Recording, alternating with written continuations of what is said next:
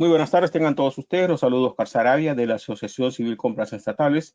En este nuevo seminario, el segundo de la serie, que se titula Responsabilidad en las contrataciones del Estado, ¿no? Y los que ya nos vienen siguiendo y han estado viendo nuestra publicidad, saben que este segundo tema, responsabilidad en las contrataciones del Estado, forma parte del programa de capacitación Contrataciones Exitosas con el Estado, ¿no? Que está compuesto por 12 temas principales y hasta 8 temas complementarios que se van a ir dictando uno cada semana, martes y jueves de 6 a 7:30 de la noche. Ustedes pueden elegir si participan el martes o el jueves. El tema se repite en 2 oportunidades para que exista mayor posibilidad de ingreso al seminario. La próxima semana vamos a editar corrupción en las contrataciones del Estado. De igual manera, ¿no? El martes 2 y el jueves 4 de febrero de 6 a 7:30 de la noche. La publicidad ya les va a llegar también a sus respectivos correos. Y así sucesivamente vamos a ir avanzando con cada uno de estos temas hasta completar la serie, y los que quieran pues podrán optar por la certificación que explicaremos más tarde. Muy bien. La semana pasada les hablábamos del tema cómo venderle al Estado, ¿no? Y ahí hicimos una especie de resumen de cómo se desarrolla un procedimiento de contratación pública bajo los alcances de la Ley de Contrataciones del Estado y su reglamento, ¿no? Aprobada a través de la Ley 30225, que es el marco general que abarca estos procedimientos de contratación pública. Si bien es cierto, sabemos que existen otras formas en que el Estado contrata, por ejemplo, Petroperú tiene su propio reglamento, las cajas municipales tienen su propio reglamento, Qualiguarma también, ¿no? Y así existen normas, por ejemplo, para asociaciones público-privadas, obras por impuestos, reconstrucción con cambios. Tenemos una variedad de normas, ¿no? Existe un marco general, que es la Ley de Contrataciones del Estado, ¿no? Que tienen que utilizar todas las entidades públicas y también los proveedores para estos procedimientos de contratación pública, ¿no? Y nosotros los temas que desarrollamos están relacionados, ¿no? Y sustentados en esta normativa, ¿no? Es todo lo que vamos a desarrollar durante este tiempo, está relacionado específicamente a la Ley de Contrataciones del Estado y su reglamento. ¿Ok? Entonces, en este marco legal, ¿no? Que le hemos mencionado, podemos decir que un proveedor del Estado, que es el objetivo de nuestros seminarios. Nuestros seminarios están dirigidos básicamente a proveedores del Estado, no a funcionarios públicos y servidores públicos. Si bien es cierto, les puede servir como referencia, pero nuestra principal preocupación son los proveedores del Estado para que ellos logren acceder a contratar con el Estado de manera exitosa, ¿no? Eso es lo que nos venimos promoviendo durante todo este tiempo. Y evidentemente, ¿no? Colaborar todos juntos de esta manera, ¿no? A luchar contra la corrupción, ¿no? Que es uno de nuestras principales misiones que tenemos en esta tarea. Entonces, podemos decir que existen 3 grandes grupos de responsabilidades al contratar con el Estado. Tenemos las responsabilidades de tipo administrativas, las responsabilidades de tipo civiles y las responsabilidades de tipo penales, ¿no? Que son las que vamos a ir a desarrollar a continuación. Cuando hablamos de responsabilidades administrativas, debemos tener en cuenta que existen algunas conductas que pueden ser sancionadas por la participación de un administrado en un acto administrativo, ¿no? Pero para que sea un hecho sancionable, para que exista responsabilidad del administrado, tiene que estar tipificado en una norma, ¿no? Las infracciones. O sea, en otras palabras, para que en un procedimiento de contratación pública exista una responsabilidad administrativa, la Ley de Contrataciones del Estado tiene que establecer cuáles son las infracciones que podría cometer un proveedor, ¿no? Para que sea sancionado, ¿no? Y eso se encuentra tipificado específicamente en la Ley de Contrataciones del Estado, que lo vamos a ver a continuación. Entonces, son conductas que están tipificadas en la ley, que dice, oye, si tú haces esto, te vamos a sancionar, ¿ok? O sea, tiene que haber una tipificación expresa en la ley y no hay extensión en esos términos. No se puede decir, no, es que esto se puede interpretar de esta manera. No, tiene que estar claramente establecido, Eso respecto a una responsabilidad administrativa. Cuando hablamos de una responsabilidad civil, ¿no? Ustedes automáticamente deberíamos asociarlo con lo que se llama con dinero, ¿no? Que es el resarcimiento por un daño, ¿no? En su equivalente monetario por alguna situación que no se ha hecho de una manera correcta y ha ocasionado daño a un tercero, perdón, a la entidad pública o a un tercero. Entonces, si en mi relación, sobre todo contractual, en mi relación contractual con la entidad pública, la entidad pública se ha visto perjudicada, ¿no? El contratista va a tener que asumir una responsabilidad de tipo civil con la entidad pública, ¿no? Y esto puede ser inclusive con un tercero. Si de repente mi actuación ha ocasionado daño a un tercero, ¿no? Mi actuación dentro del contrato con una entidad pública, ¿no? Ha ocasionado daño a un tercero, tiene que ser resarcida, ¿no? Entonces, eso es lo que llamamos responsabilidad civil. Y la responsabilidad penal está referida a situaciones que se encuentran tipificadas en la ley como delitos, ¿no? Cuando yo cometo uno de estos delitos o infrinjo la ley, ¿no? Que se encuentra tipificada como un delito, entonces estaríamos hablando de una responsabilidad de tipo penal que automáticamente lo asociamos con pena privativa de la libertad, en otras palabras, cárcel, ¿no? Entonces, cárcel, dinero, y el otro puede ser una sanción, ¿no? De repente por un tiempo de suspensión, inhabilitación o hasta una multa, ¿no? Que podría ser también la parte administrativa.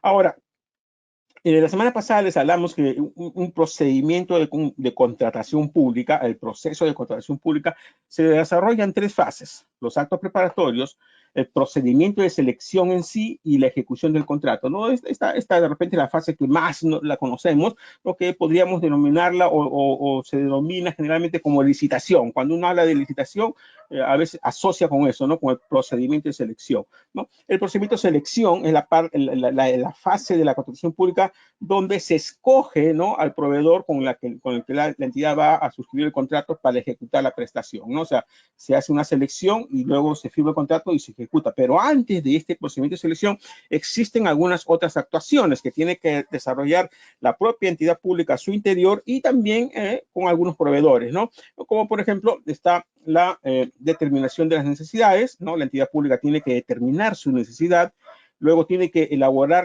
o establecer cuáles son las características de aquello que va a contratar, las especificaciones técnicas, términos de referencia, requerimientos técnicos mínimos, ¿no? Y luego de eso tiene que salir al mercado, ¿no? Para tratar de establecer cuál sería el precio, ¿no? A pagar por los bienes, servicios, ¿no? que pretende contratar, ¿no? Entonces es lo que conocemos como el estudio de mercado. Y en esta etapa del estudio de mercado es la que podrían eventualmente participar los proveedores, ¿no? Entonces, en estas actuaciones un proveedor también puede participar y podría estar involucrado en alguna situación, ¿no? De tipo de responsabilidad administrativa, civil o penal, ¿no? O sea, a eso se refiere. Y ya en la etapa del procedimiento de selección en sí, luego de que se ha hecho el estudio de mercado, que la entidad pública ha determinado el valor estimado, que ha obtenido su certificación presupuestal, han designado el comité de selección, ¿no? El comité de selección luego ya comienza a elaborar las bases y se inicia ya todas estas fases del procedimiento de selección, ¿no? Donde se publica la convocatoria en el SEACE, ¿no? Desde ahí se inicia, con la convocatoria se inicia el procedimiento de selección y el procedimiento de selección culmina cuando la buena pro queda consentida, ¿no? Se hace la convocatoria, los participantes se registran, viene la etapa de formulación de consultas, se absuelven las consultas, se integran las bases, los participantes presentan sus ofertas, se adjudica la buena pro, esa buena pro queda consentida y una vez que la buena pro queda consentida, ¿no? El adjudicatario tiene que suscribir el contrato, ¿no? Todos son algunas de las situaciones, las principales, de la fase de procedimiento de selección. Eso lo hemos desarrollado la semana pasada, como les decía. Ahora, una vez que está otorgada la buena pro y ejecutada la buena pro, el proveedor ganador de la buena pro tiene que suscribir el contrato, ¿no? Y tiene que comenzar a ejecutar las prestaciones a su cargo, ¿no? O sea, hacer la entrega de los bienes o la prestación de los servicios o de la obra, y la entidad pública tiene que emitir su conformidad, ¿no?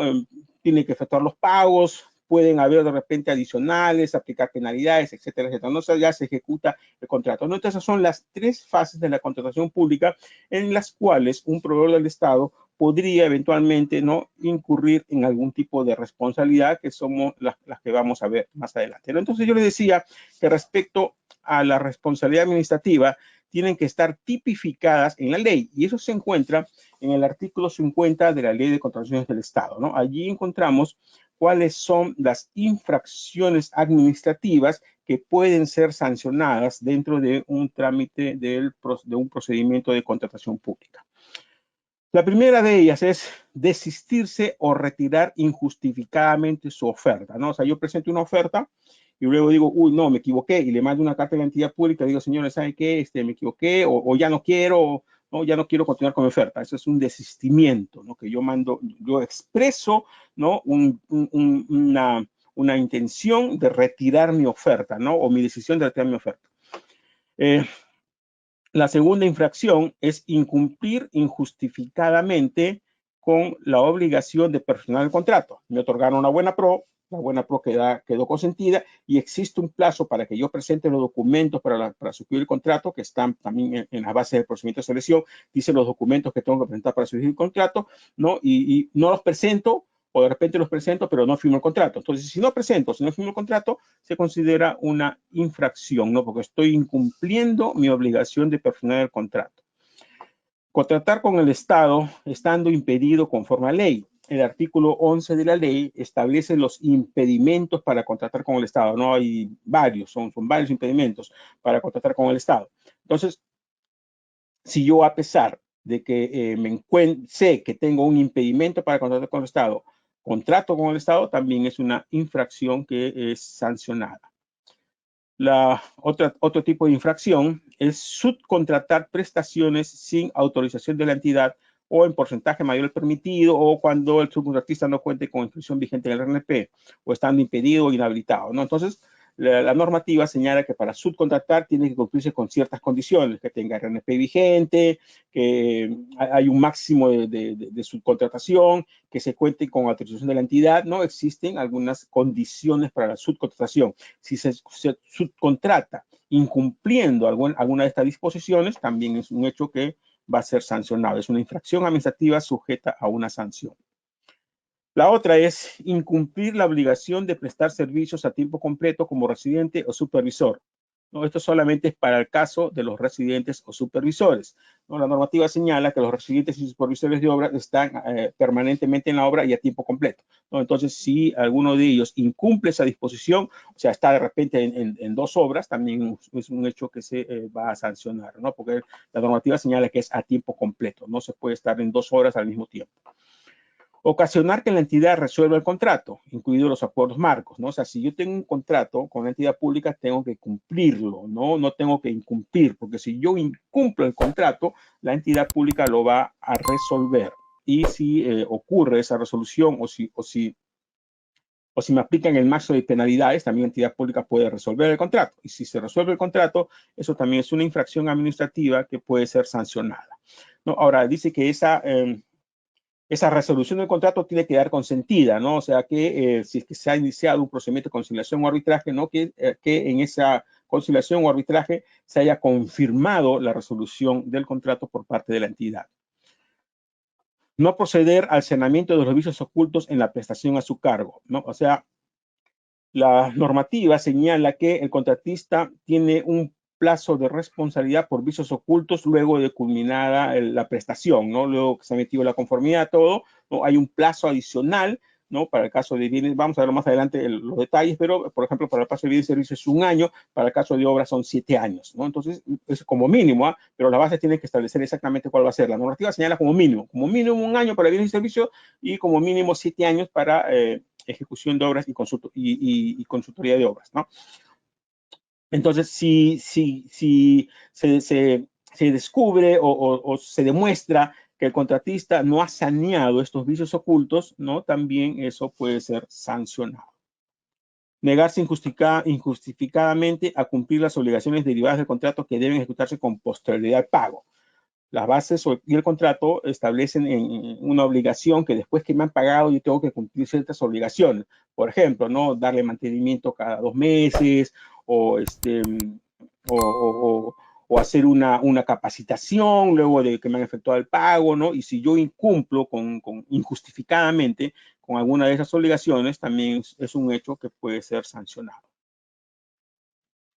La I, que es una de las más comunes, ¿sí? Que es presentar información inexacta. Cuando se presenta información inexacta a las entidades, al tribunal, al OCE, a Perú Compras, etcétera, etcétera, ¿no? Y el documento que se ha presentado tiene como característica que es para obtener un puntaje, para que la oferta sea admitida, calificada, ¿no? Que el proveedor tenga una ventaja, eso es lo que se llama esta disposición, ¿no? También es un hecho que puede ser sancionado y lamentablemente, pues, esto es uno de los casos que más se ven en el Tribunal de Contrataciones del Estado, ¿no? Los procedimientos sancionadores por presentación de información inexacta, ¿no? Así que cuidado con eso, que tenemos que tener cuidado con lo que presentamos en las ofertas, porque si alguien encuentra ahí que la información que usted está declarando en su oferta no es concordante con la realidad, ¿no?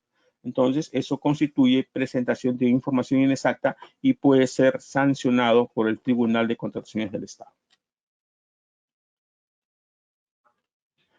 Y esta es la más grave, presentar documentos falsos adulterados. O sea, una cosa es información inexacta y otra cosa es un documento adulterado, ¿no? Información inexacta, por ejemplo, que yo en una constancia de trabajo digo que mi trabajador ha laborado conmigo 3 años, pero la realidad es que no ha trabajado 3 años, sino ha trabajado solamente 1 año, ¿no? Entonces yo ahí estoy dando información que no es concordante con la realidad, ¿no? Yo debí declarar que es 1 año, que es lo correcto, pero yo declaré que ha trabajado conmigo 3 años, ¿no? Y eso se puede, pues, hacer cruces de información, ¿no? De repente, mi empresa recién tiene 1 año de constituida, entonces, ¿yo cómo voy a declarar que ha trabajado 3 años? ¿No? O así, ¿no? Se hace cruce de información y se determina que lo que yo estoy declarando no es concordante con la realidad. Entonces, eso es inexacto. Pero otra situación distinta es adulteración de documentos o falsificación de documentos, como por ejemplo, que a mí, mi trabajador tiene una constancia que le ha emitido una empresa donde dice que ha trabajado 1 año, ¿no? Pero como a mí en las bases me piden que tenga 3 años como mínimo, ¿no? Yo le saco una fotocopia, le pongo liquid paper, borro y en lugar de 1 año pongo 3 años, no se cambio las fechas, de tal fecha a tal fecha aumento los años. Entonces estoy adulterando un documento. Entonces, si yo adultero un documento o si lo falsifico, ¿no? Lo firmo en lugar de otra persona de repente, o agarro la firma de otro y la pego sobre otro documento, ¿no? Entonces estoy falsificando, adulterando un documento, entonces eso constituye presentación de documentos falsos que también son sancionados y es una de las sanciones más graves que considera nuestra normativa. Suscribir contratos o acuerdos marcos sin contar con inscripción vigente en el RNP o suscribir contratos por montos mayores a la capacidad de libre contratación o en especialidades o categorías distintas a las autorizadas por el RNP. También, ¿no? El RNP establece unas condiciones. Yo tengo que tener, primero, para contratar, tengo que tener un RNP vigente. Segundo, si es de bienes, si es un contrato de bienes, tengo que tener bienes, ¿no? Luego, si me piden cierta categoría como consultor, tengo que cumplir con esa categoría o mi capacidad libre de contratación también tiene que estar de acuerdo a lo que se solicita, ¿no? Perfeccionar el contrato luego de notificado en el sistema electrónico la suspensión o la recomendación de nulidad o la nulidad del procedimiento de selección. Por eso, la semana pasada, cuando nosotros dictamos el seminario y varias veces cuando dictamos otros seminarios, ¿no? Recomendamos que un proveedor, cuando se inscribe como participante en un procedimiento de selección, tiene que hacerle seguimiento a su proceso a través del SEACE todos los días, ¿no? Me inscribí en el concurso público número 1 2021 que está convocando CEDAPAL. Entonces, ya estoy registrado. Entonces, yo todos los días tengo que verificar porque podría en el sistema existir alguna notificación, ¿no? Ya sea una postergación, una nulidad, una cancelación o de repente una acción de supervisión del OCE que podría estar determinando que el proceso se suspenda o que se está recomendando la nulidad o que se haya declarado nulo el proceso. Entonces, si a mí me otorgaron la buena prueba, ¿no? Y me otorgaron la buena pro, presento mis documentos para la firma del contrato y firmo el contrato, ¿no? Pero en ese interín, desde la buena pro hasta que yo firme el contrato, yo ya no revisé el SEACE, ¿no? Y aparece en esos tiempos una notificación en el SEACE del OCE, ¿no? Que está recomendando que se declare la nulidad del proceso, a eso se refiere, ¿no? Que sería un hecho sancionable. De allí, repito, la recomendación de todos los días revisar en el SEACE, ¿no? Hasta que usted logre ya firmar el contrato, después ya no, porque ya no estamos en la fase de selección, sino ya estamos en la fase de ejecución del contrato, ¿no? Entonces, pero sobre todo después de la buena pro, ¿no? Hay que revisar el SEACE porque podría eventualmente haber una notificación de suspensión o de recomendación de nulidad del proceso, y si yo firmo el contrato existiendo estas notificaciones, ¿no? Eso es considerado una infracción que puede ser sancionada. Formular fichas técnicas o estudios de preinversión o expedientes técnicos con omisiones, deficiencias o información equivocada. Eso es para consultorías, ¿no? Ya sea de servicios o de obras. O sea, si se detecta que esto tiene deficiencias, información equivocada, ¿no? También puede ser sancionado, ¿no? Esa es una infracción que ahora hasta ahorita no he visto ninguna en el tribunal. Presentar cuestionamientos maliciosos o manifiestamente infundados al pliego de solución de consultas. Tampoco no he visto ninguna sanción en el tribunal de eso todavía, no sé, a menos que se me haya pasado. Si alguien conoce, me avisa, por favor, ¿no? Pero esta se refiere en un concurso público y una licitación pública. Sabemos que el pliego de solución de consultas y las bases integradas pueden ser elevadas al OCE para que el OCE emita un pronunciamiento. Entonces, si alguien solicita que se eleve al OCE el pliego de solución de consultas y observaciones de manera maliciosa o con cuestionamientos manifiestamente infundados, esto también es un hecho sancionable. Y esto tiene razón de ser para evitar que se presenten estos cuestionamientos para alargar el procedimiento de selección. O sea, si yo presento cuestionamientos, ¿no? Y están válidamente presentados, no habría problema. Pero si alguien demuestra, y esto en realidad es un poco difícil de demostrar, que mis cuestionamientos sean maliciosos o manifiestamente infundados, podría ser un hecho sancionable. Repito, hasta ahora no he visto ninguna sanción por este tipo en el tribunal. Si alguien ha visto alguna, por favor, que la comparta para poder estudiar el caso. Pero yo he visto más bien hasta 2 casos, me parecen, donde se han denunciado y el tribunal ha dicho no son cuestionamientos maliciosos, ¿no? O sea, que el participante sí cuestionó de manera adecuada el pliego de solución de consultas y observaciones.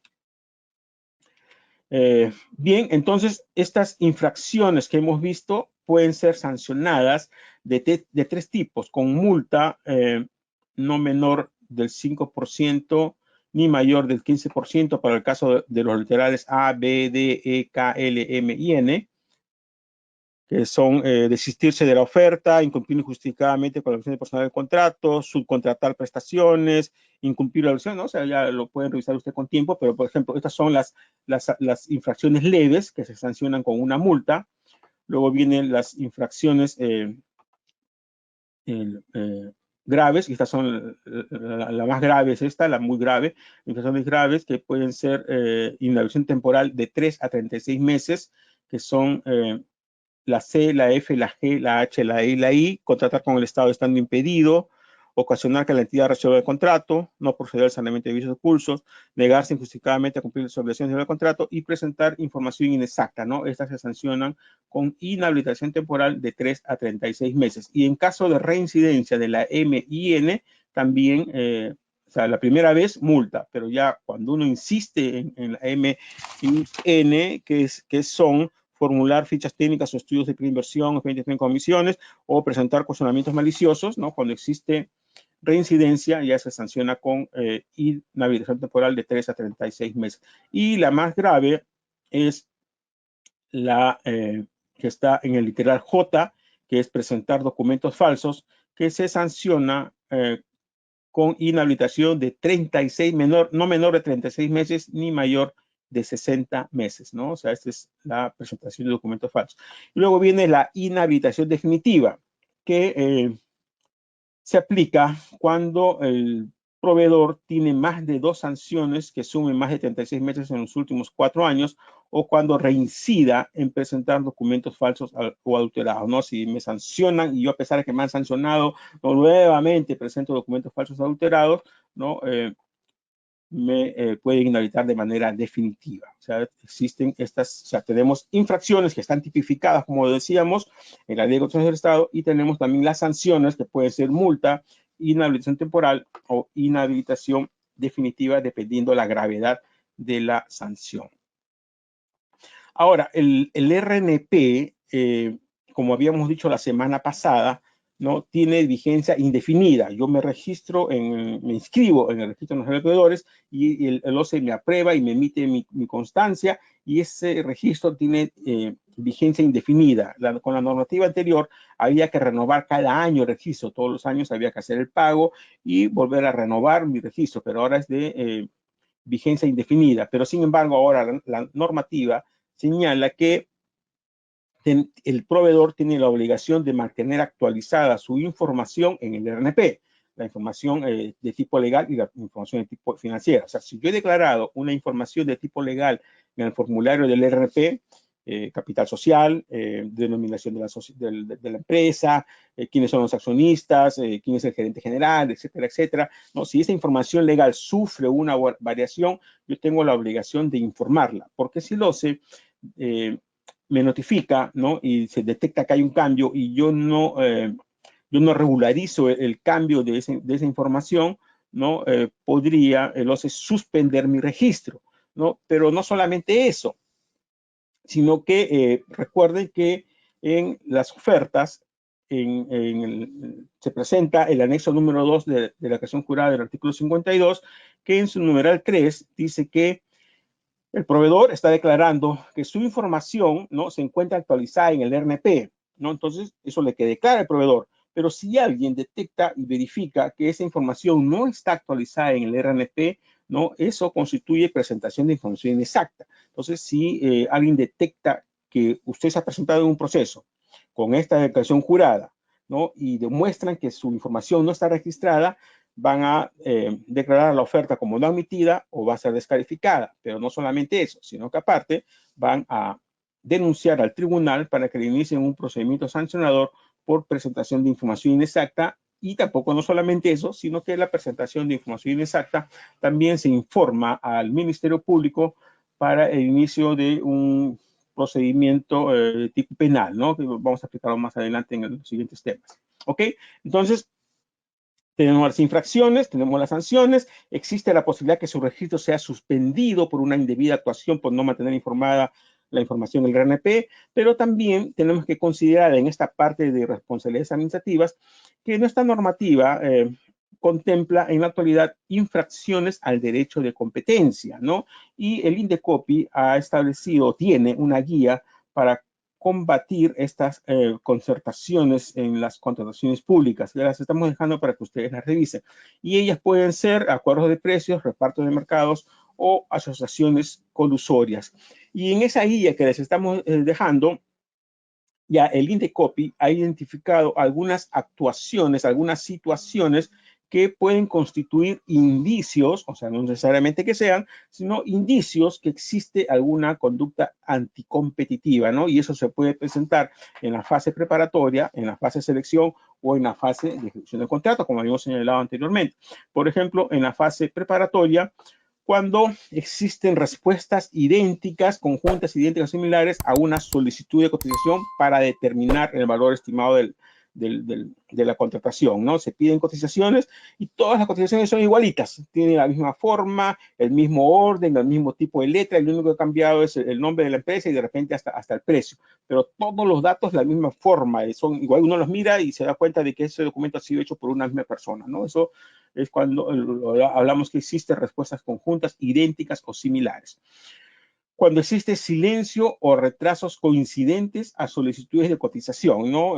La entidad envió invitaciones para que se coticen y nadie cotiza, se ponen de acuerdo todos y nadie cotiza, o todos cotizan de repente en el mismo día, a la misma hora, o sea, bastante coincidencia, ¿no? O como pasó también una vez que esto lo vi yo de manera personal, ¿no? Que una misma persona presentó las 3 cotizaciones de 3 diferentes empresas, ¿no? Para el estudio de mercado, y eso se vio pues por los ingresos pues de la entidad pública que se lleva registro quién presente, y hasta firmó esa misma persona, ¿no? El cargo que le está dando a la entidad pública, ¿no? Que esa misma persona presentó 3 cotizaciones de 3 empresas diferentes, ¿no?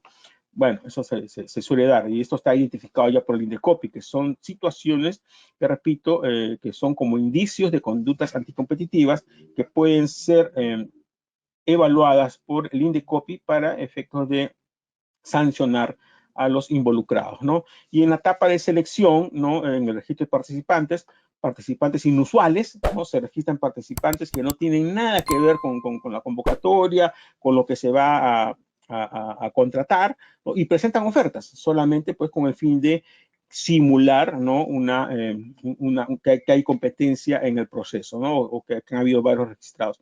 Consultas en la etapa de consultas y observaciones, también cuando se presentan consultas y observaciones idénticas, 2 o 3 proveedores presentan las mismas observaciones con los mismos textos, todo, ¿no? O consultas y observaciones direccionadas, ¿no? Para direccionar el proceso a un determinado proveedor. En la etapa de calificación o precalificación, desistimiento o descalificaciones inesperadas, consorcios entre empresas precalificadas. En la etapa de presentación de ofertas económicas o técnicas idénticas o con el mismo patrón, ofertas reiteradamente perdedoras o descalificadas, ¿no? Se presentan 5 empresas y de estas 5 empresas, 4 siempre pierden, ¿no? Así en varias entidades públicas, en varios procesos, ¿no? Subidas repentinas o inusuales en los precios ofertados, quiere decir que se han puesto de acuerdo, los precios estaban en 20 y ahora todos se suben a 25 o más, ¿no? Se han puesto de acuerdo para subir los precios, o reducciones repentinas o inusuales de precios, diferencias llamativas y sostenidas entre precios ofertados y precio ganador, ¿no? O sea, un precio muy alto y precios muy bajos, también algo medio sospechoso por ahí, ofertas y adjudicaciones que siguen un patrón geográfico, siempre se presentan proveedores a una misma zona, ¿no? Acá esta zona, siempre hay los mismos proveedores en esta zona. Participantes que se retiran del procedimiento o desisten de presentar oferta, rotaciones entre el adjudicatario de Buena Pro, son 5 empresas, ya tú ganas hoy día, tú ganas después, ¿no? Se van rotando, siempre se presentan los mismos, pero una vez gana uno, otra vez gana el otro y así, pero siempre son los mismos, ¿no? Y se van rotando la Buena Pro. Consorcios inusuales, o sea, una forma de consorcio inusual, por ejemplo, se presentan en consorcio, pero siempre en todos los consorcios hay una empresa que está ahí, ¿no? ¿Por qué? Porque es la empresa que tiene los contactos. Entonces, esa empresa siempre se consorcia con todas las demás y ese consorcio siempre gana, ¿no? Hay diferentes integrantes del consorcio, pero siempre hay uno repetido y casualidad de que siempre gana él, ¿no? Ofertas con contenidos o formatos idénticos o similares. Después de la adjudicación de la Buena Pro, también es una situación que llama la atención que el ganador subcontrata a sus 6 competidores, que se presentaron 4, ganó 1 y este que ganó subcontrata a los otros 3, se pusieron de acuerdo, o el ganador no firma el contrato, porque sabemos que si no se firma el contrato llaman al segundo lugar, gana 1 con un precio de repente de 100 y él tenía 150, ¿no? Él se retira y firma el contrato segundo, pero el primero lo van a sancionar, ¿no? Otras señales, contactos o reuniones sospechosas entre competidores, referencias a un acuerdo entre oferentes, instrumentos o recursos compartidos entre competidores, ¿no? O sea, son situaciones que, repito, ya el INDECOPI las tiene identificadas y que pueden dar inicio a un procedimiento sancionador en INDECOPI, ¿no? Y estas situaciones, denominadas colusiones en licitaciones o concursos públicos, ¿no? Que están prohibidas por la Ley de Represión de Conductas Anticompetitivas, pueden ser sancionadas por la Comisión de Defensa de Libre Competencia hasta con multas que pueden superar las 1000 UITs. Y nuestra normativa establece, la normativa de contratación pública establece que si una entidad pública, el OCE o el Tribunal de Contrataciones del Estado, identifica algunas de estas situaciones, ¿no? de existencia de indicios de conductas anticompetitivas, está en la obligación de remitir la información al INDECOPI para que el INDECOPI, ¿no? Inicie un procedimiento sancionador y, de ser el caso, aplique las sanciones que correspondan, ¿no?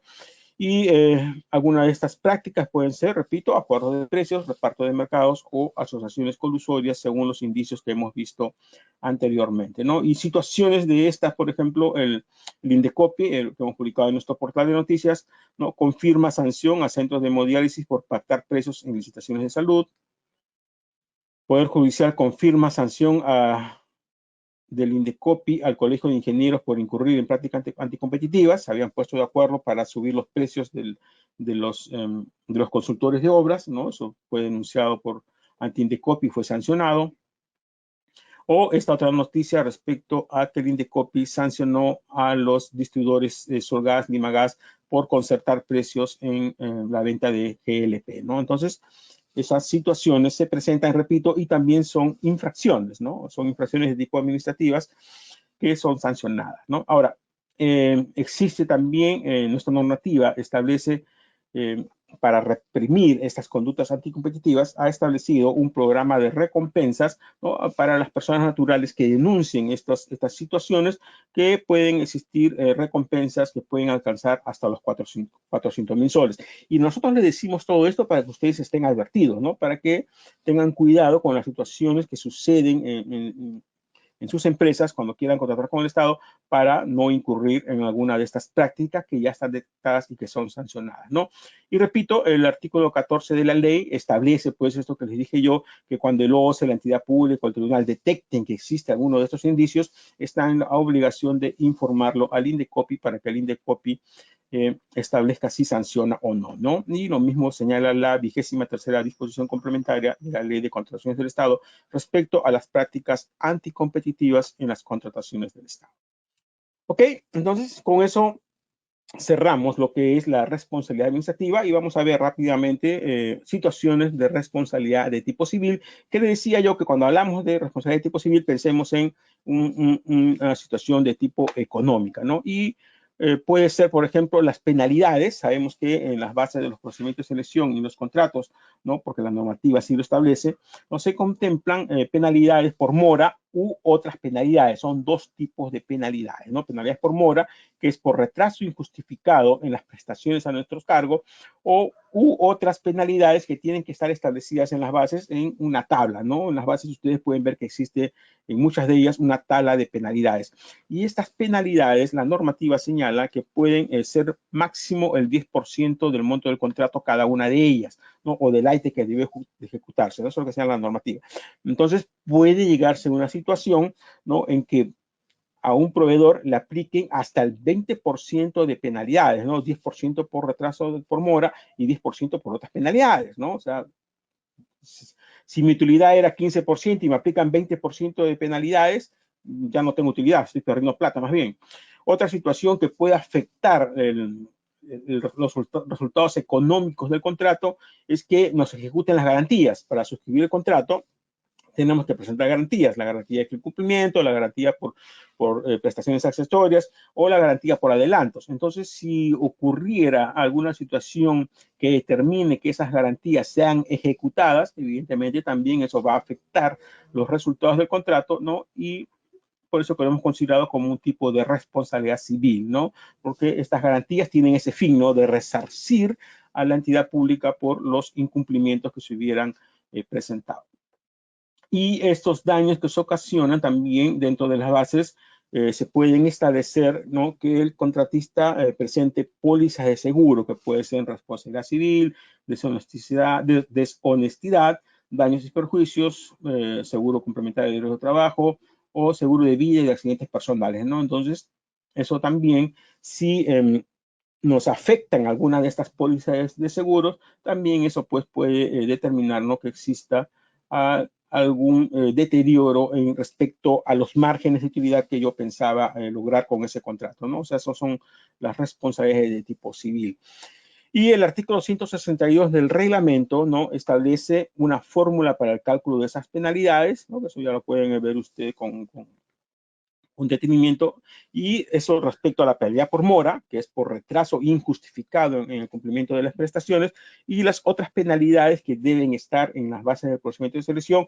Estas otras penalidades, ¿no?, deben ser objetivas, razonables, congruentes y proporcionales con el objeto de la convocatoria. O sea, tienen que cumplir con ciertas características. Ahora, acuérdense otra cosa, solamente nos pueden aplicar penalidades por situaciones de incumplimientos injustificados. O sea, si yo tengo justificación para mi retraso o para un incumplimiento que puede ser penalizado, ¿no?, la entidad pública no debería penalizar, ¿no? O sea, no debería, en teoría, pero hay que tener cuidado con eso. Entonces, estas penalidades, decimos, tienen que ser objetivas, razonables, congruentes y proporcionales. Pero no solamente eso, sino que además en las bases, al momento de que se establecen las penalidades, ¿no?, tiene que considerarse cuáles son los supuestos a penalizar. Oye, te vamos a penalizar por esto, porque tu personal llegó 15 minutos tarde, ¿no? O porque no presentaste los informes en el día que tenías que presentarlos. O sea, tiene que estar claramente definida cuáles son los hechos que se van a penalizar, ¿no? ¿Cómo se va a calcular la penalidad? La penalidad se va a calcular 0.01% del monto del contrato o el 0.05% de la UIT. Tiene que estar claramente establecida cómo se va a aceptar la penalidad. Y además tiene que considerarse cuál es el procedimiento a través del cual la entidad pública, ¿no? Y también el contratista van a verificar ese acto, ese incumplimiento que va a derivar en una penalidad, ¿no? Tiene que haber un procedimiento. Se hará la verificación a través de un acta de conformidad, a través de videos, a través de un correo electrónico, no sé. Tiene que haber un procedimiento ahí. Si alguna de estas información faltase, entonces esto es un motivo para observar las bases, ¿no? Porque desde acá les comento que por experiencia existen muchos problemas con los contratistas porque algunas entidades públicas aplican penalidades, ¿no? Sin tener en cuenta alguna de estas situaciones, ¿no? Que de repente no está bien el procedimiento o que también están aplicando penalidades con efectos retroactivos. O sea, estamos en enero, ¿no? Y ya me pagaron diciembre, ¿no? Y del mes de mi factura del mes de enero me descuentan una penalidad por situaciones que ocurrieron en el mes de diciembre, pero en el mes de diciembre a mí ya me pagaron, ¿no? Y si ya se emitió una conformidad para que se efectúe el pago, entonces no deberían aplicar la penalidad, ¿no? De manera retroactiva, ¿no? Porque para eso ya hay una conformidad que se ha establecido en la norma.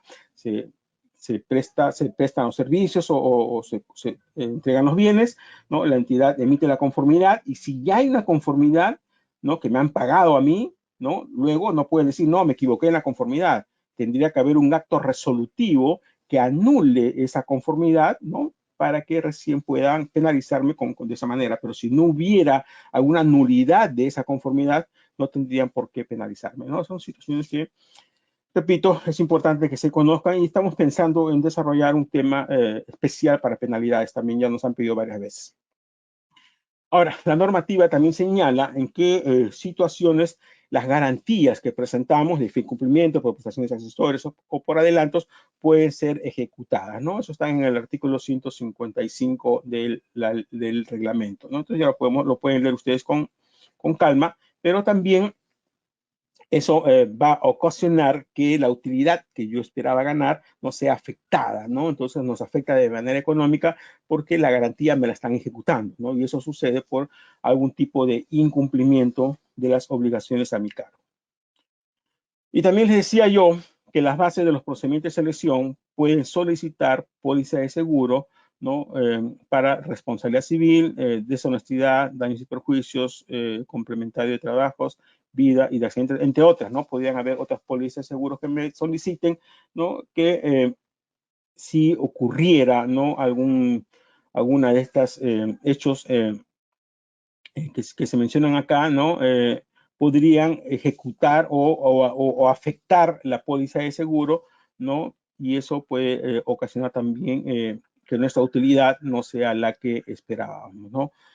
Ahora, el artículo 166 del reglamento también señala que cuando se resuelve el contrato, que la entidad pública resuelve el contrato, ¿no? La entidad pública puede solicitar adicionalmente de la ejecución de la garantía y fin cumplimiento. O sea, miren,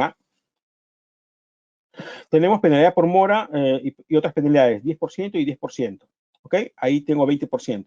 Y aparte yo tengo mi garantía y fin cumplimiento, ¿no? Que es 10% del monto del contrato.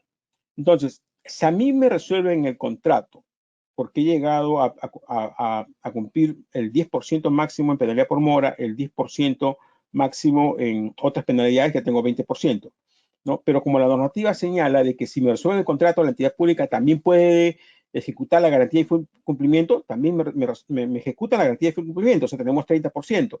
Pero además, también señala la normativa que no solamente eso, sino aparte, si esta garantía que me están ejecutando no cubre los daños ocasionados, o sea, la entidad pública también puede pedir una indemnización por los mayores daños irrogados, ¿no? O sea, si el daño de ese contrato, de la actuación del proveedor con la entidad en ese contrato es mayor a la garantía de incumplimiento, la entidad puede solicitar un resarcimiento por los mayores daños irrogados, ¿no? O sea que ese contrato pues va a terminar en más rojo. Ahora, por otro lado, yo les decía que nuestra normativa establece que los contratistas, el artículo 40 de la ley, ¿no? Se hacen responsables por vicios ocultos para el caso de ejecución de obras como un mínimo por 7 años, para el caso de bienes y servicios como mínimo por 1 año, para el caso de elaboración de expediente técnico de obras como mínimo de 3 años y para el caso de supervisión de obras también como mínimo 7 años, ¿no? O sea, una vez que se firma el contrato, se da la conformidad, se hace el pago o se da la liquidación de la obra, ¿no? Y se hace el pago. O sea, aparte de eso, el contratista, por vicios ocultos, ¿no? Tiene una responsabilidad adicional por este tiempo, ¿no? Si ya sea bienes, servicios, obras, etcétera, etcétera, ¿no? Acá está, ¿verdad? Que hay que tener cuidado con eso. Otra, nuestra normativa respecto ya al tema de corrupción, y no nos da un lado de corrupción, establece que un principio de integridad, ¿no? Que por el cual señala pues que el proveedor, ¿no? Declara no haber incurrido y se obliga a no incurrir en actos de corrupción, ¿no? O sea, es una declaración que hace el proveedor, ¿no? O el proveedor acepta que no ha incurrido en ninguna de esas situaciones de corrupción. Y todo, si ustedes leen también todas las bases de los procedimientos de selección, en su segunda hoja tienen una nota que habla del deber de colaboración, ¿no? Donde señala que la entidad y el proveedor se someten a las bases, ¿no? Y se obligan, pues, a informar al Indecopio, al OCE o al tribunal cualquier situación que sea que esté, pues, reñida contra actos de corrupción o contra la libertad de competencia, ¿no? Eso también lo pueden ver ustedes con detenimiento, ¿no? Pero también hay eso, ¿no? Y en las bases de los procedimientos de selección hay una proforma de contrato en la sección específica, en la sección específica existe un documento que se llama proforma de contrato y ahí hay una cláusula, la cláusula 16ª, que es la cláusula anticorrupción, ¿no? Que el contratista declara a través de esa cláusula no haber ofrecido, negociado, efectuado de manera directa o indirecta cualquier beneficio o incentivo ilegal en relación al contrato, ¿no? Y que se obliga a conducirse en todo momento con honestidad, probidad, veracidad, etcétera, etcétera. Y que además se compromete a comunicar y adoptar las medidas necesarias pues, para no incurrir en ninguna de estas situaciones de corrupción, ¿no? Entonces, como esta es una obligación, entonces, si alguien detecta que el proveedor no está cumpliendo con esta obligación, o sea, acredita que a pesar de que existe esa declaración, sí ha ofrecido, sí ha dado, sí ha un incentivo, algo de lo que señala acá, pues eso se llama incumplimiento del contrato, que podría determinar la resolución del contrato, ¿no? O sea, si yo incumplo esto, pues se resuelve el contrato. Pero además, el contrato podría ser resuelto por una situación de esta, pero además el artículo 44 de la ley también establece una situación, ¿no? Que ante hechos de corrupción el contrato puede ser declarado nulo. Y eso se ocurre, dice, cuando por sentencia consentida, ejecutoriada o reconocimiento del contratista ante la autoridad competente, ¿no? Se evidencie que durante el procedimiento de selección no se ha pagado, recibido, ofrecido, intentado pagar, recibir en el futuro algún beneficio indebido, dávila o comisión, ¿no? Esto acá determina la nulidad del contrato sin perjuicio de la responsabilidad penal y civil a que hubiera lugar, ¿no? Y por otro lado, si se declara nulo este contrato, ¿no? Si hay prestaciones que ha ejecutado el contratista, la entidad podría negarse a pagarlas, ¿no? Porque si yo declaro nulo un contrato, quiere decir que el contrato no existe. Entonces, no, la entidad pública tampoco estaría obligada a pagar porque no hay un contrato que sustente el pago, ¿no? Lo que tendría que hacer el contratista, pues, ir solicitar por la vía judicial, ¿no? Una acción por enriquecimiento sin causa. Pero ya no había contrato. Se declara nulo el contrato, no hay contrato. No, el incumplimiento de las resoluciones establecidas, lo que les he dicho yo, determina la resolución del contrato, ¿no? Y una resolución del contrato, recuerden que determina la ejecución de la garantía de incumplimiento y aparte comunicar al tribunal para el inicio de un procedimiento sancionador. Ahora, la ley del procedimiento administrativo general, ¿no? Establece, nos habla del principio de presunción de veracidad, ¿no? Que todo acto administrativo ¿no? Los documentos que recibe la entidad pública se presumen que son veraces. O sea, cuando nosotros presentamos nuestra oferta, ¿no? La entidad pública los recibe, ¿no? Y presume que todo lo que está ahí es verdadero, es concordante con la realidad. Y ustedes, como proveedores, también presentan una declaración jurada donde dicen que se hacen responsables de los documentos, que todo es veraz, que ha sido verificada por ustedes, ¿no? Por eso que la entidad lo recibe y dice, ok, sí, todo es veraz. Pero eso está en el artículo 49 también de la ley, que nos habla de presunción de veracidad, pero el artículo 64 del reglamento de la Ley de Contrataciones del Estado señala que una vez que se ha dado el consentimiento de la buena pro, ¿no? La entidad pública tiene que hacer lo que se llama la verificación de los documentos para detectar que esos documentos que los ha recibido bajo presunción de veracidad efectivamente tienen información veraz, ¿no? Que no es nada falso.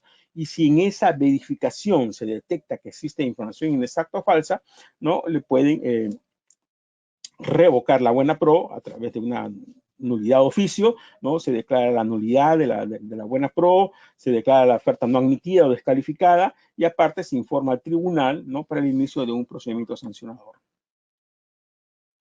Y respecto a las responsabilidades de tipo penal o los delitos, podemos mencionar algunos de ellos: colusión, cohecho, tráfico de influencia, lavado de activos, delito contra la función jurisdiccional y delito contra la fe pública.